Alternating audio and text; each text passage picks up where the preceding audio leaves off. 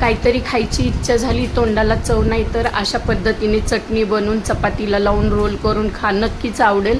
त्याच्यासाठी काय करायचं आहे, हरभऱ्याची डाळ भिजत घालायची, भरपूर लसूण पाकळ्या सोलून घ्यायच्यात आणि हरभऱ्याची डाळ काढायची मिक्सरमध्ये, त्याच्यामध्ये पिकलेल्या लाल मिरच्या टाकायच्यात, थोडीशी जिरे टाकायचे, चवीनुसार मीठ टाकायचे आणि बिना पाणी घालता आपल्याला ही चटणी अशी जाडसर वाटून घ्यायची, जास्त बारीक नाही करायची आणि एका बाउलमध्ये काढून घ्यायची. आणि आपण याला वरतून मोहरीची फोडणी देणार आहोत. मोहरीची फोडणी ही ऑप्शनल आहे, तुम्हाला आवडत असेल तर द्या, नाहीतर बिना फोडणीची पण ही चटणी खूप छान लागती.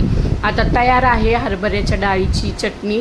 मस्त चपाती घ्यायची, त्याच्यावरती चांगली पसरून लावायची आणि मग बघा रोल करून खा, एकदम टेस्टी लागती. तुम्हाला नक्कीच आवडेल, एकदा ट्राय करून बघा. आणि याच्यामध्ये आपण कैरी पण टाकू शकतो, कैरीची पण चटणी ही खूप छान बनते, एकदा बनवून बघा.